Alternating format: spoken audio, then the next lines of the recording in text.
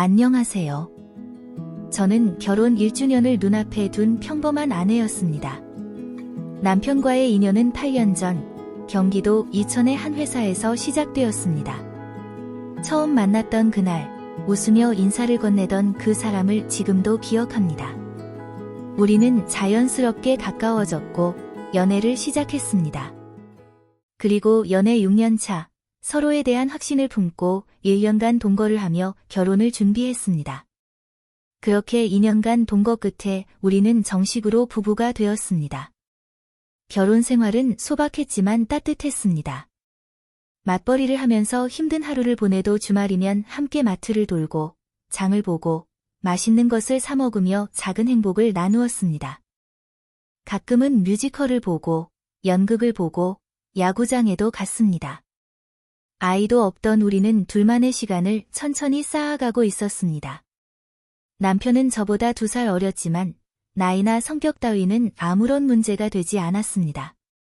그저 함께 있는 것만으로도 좋았으니까요.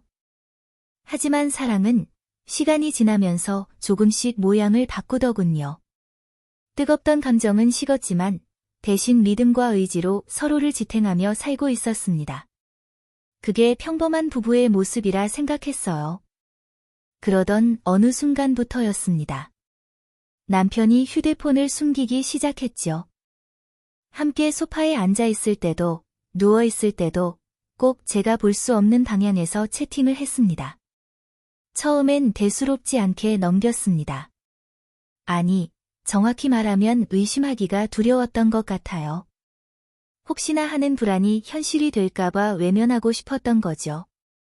시간이 지날수록 남편은 바빠졌습니다. 야근은 기본이었고 주말 출근도 잦아졌습니다. 심지어는 회사에 일이 많다며 외박까지 하게 됐습니다.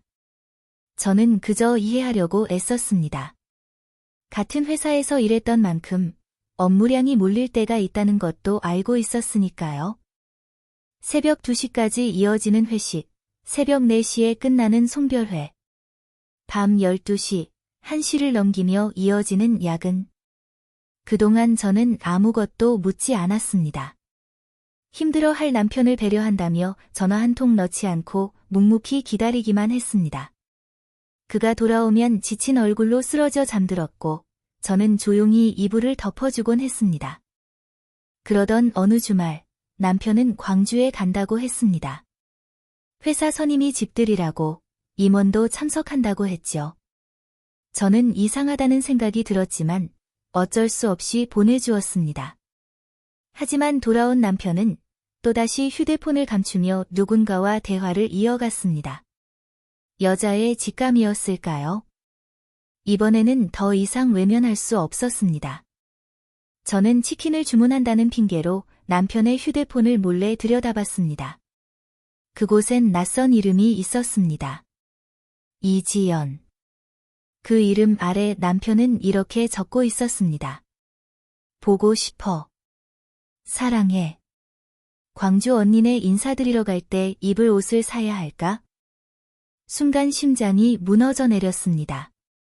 광주에 간 이유는 선임이 집들이가 아니라 그 여자 언니네 인사드리러 간 거였습니다. 남자친구 자격으로요. 알고 보니 상대는 같은 회사의 동갑내기 여직원이었습니다. 그리고 충격적인 건 그 여직원 역시 유부녀였습니다. 그 순간 저는 폭발하고 말았습니다. 남편을 울면서 때리고 발로 차고 집안 곳곳에 남편의 옷과 가방, 결혼 사진을 집어던졌습니다. 나가. 제 목소리는 떨렸지만 단호했습니다. 남편은 무릎을 꿇고 빌었습니다. 잘못했다며 사랑한 건 아니라고 그냥 한 번 자보고 싶었을 뿐이라고 했습니다. 그 다음 날 저는 남편과 그 여자를 불러 삼자 대면을 했습니다. 둘 다 모든 걸 인정했습니다. 저는 그 여자에게 차갑게 말했습니다. 내 남편은 널 사랑한 적 없어. 그냥 한 번 자보고 싶었을 뿐이야. 여자의 눈에 눈물이 그렁그렁 맺혔습니다. 하지만 동정심은 단일도 들지 않았습니다. 남편은 그 자리에서 고백했습니다. 그 여자와 함께 미래를 그려보기도 했다고. 회사를 지키기 위해선 저와 이혼한 뒤 시간이 지나 둘이 사귄 척하면 된다는 계획까지 세웠다고. 그제야 확신했습니다.